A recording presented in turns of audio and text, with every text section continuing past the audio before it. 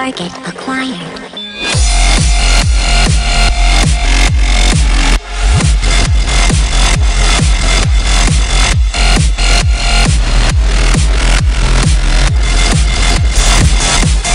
Dispensing product.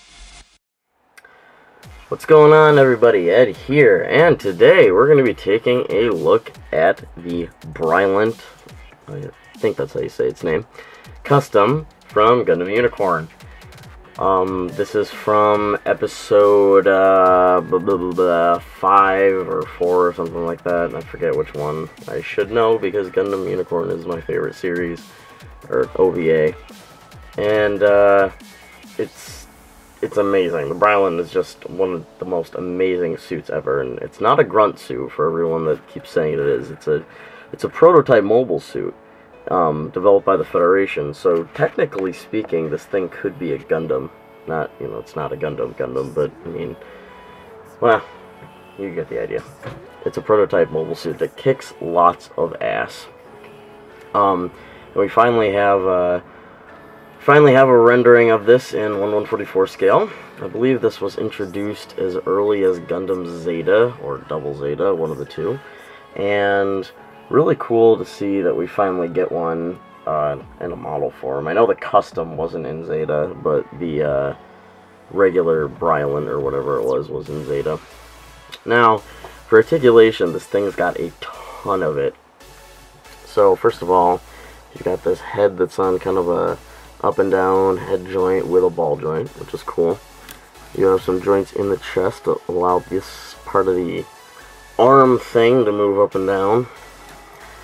These long vent pieces here will move up and down. You get full rotation at the upper part of the arm and a bend in the arm. There is a ball joint right in here. There's a ball joint here and an up and down joint here. We'll rotate 360 at the upper part of the claw arm thing. You get a joint here. You get an elbow joint there. These are on ball joints. The claws can open and shut and pretty much do whatever you want. And it's obviously the same exact thing for the other arm. The backpack has, let's see, there are pegs that go up and down and can move in and out like that. There is a peg ball rotation, something like that, joint here for this, the large propellant tanks that are on the back. So there's a rotation down here, and these little spots on the back will open up to reveal thrusters. It's the same on the other side. For articulation here, you got a ball jointed tummy, side skirts, which are the dark blue pieces on the top right here. Those are on pegs. These light blue pieces are on ball joints and will move around. You're going to rotate this part of the leg here. Leg will move up and down here.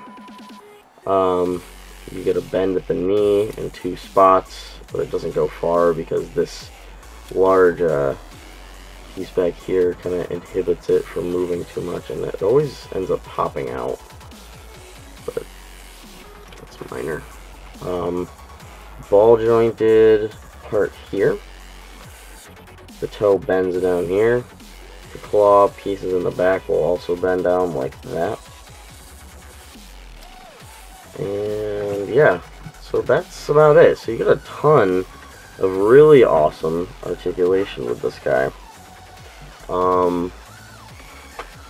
Now, for accessories, you're not going to get too many because obviously the Byarlant doesn't have any hands to hold guns or anything like that with. But you're going to get 2 master grade sized beam sabers that come with them, and I can't seem to, I just dropped it. Can't seem to find where I dropped it. But oh well. One will do. So you just kind of take these when you want to have them deployed, and you put them in these little nozzles that are basically where hands would go.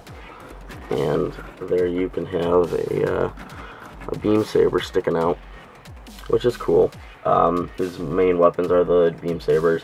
I know he has weapons on his body, like Vulcans and stuff like that, but yeah. And the last part you're going to get is this little connector piece, which just clips into his crotch, and there's a little peg on it that you can peg into action bases, Tamashi stands, what have you. And it's really nice for posing and stuff. I've used it several times for shots, and it turned out great. And also, if you get this kit, be wary. It is very, very sticker heavy.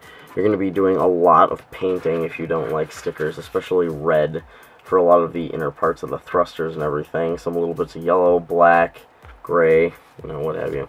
But, you know, what are you going to do? It's not a bad kit at all. For size comparison, here he is next to a real grade 1/144 scale. So you can see he is a very, very big guy. Very big. So you're going to have to make some room on your 1/144 shelf or your unicorn shelf or wherever to display this guy. I personally don't really know how I'm going to display this or paint it yet because I have so many different options for it. I don't know. So my final thoughts on the Byarlant Custom, it's a pretty cool kit. It was honestly a really fun build. And while you're starting it off and you're building the upper torso, you'll notice that it is kind of odd building something without really arms coming out from where they should be. And it's just really odd building it, but it is a lot of fun. But once you get it all put together, it's really awesome, and it's a really nice kit. He's a tiny bit top heavy because of the giant thrusters and backpack, but really nothing that the clamps on the feet can't fix, because I think that kind of incorporates into the design. A really amazing unicorn kit, and if you got the money and you really like the Byarlant and what he did in the unicorn scenes, definitely worth picking up. I'm going to give this kit an 8.5 out of 10. So, if you want to pick up this awesome Byarlant custom high-grade 1/144 scale, I'm sure you can get it at Tatsu Hobby or wherever other Gundam models are sold. So, this has been Ed on another Gundam review, and I will see you all next time.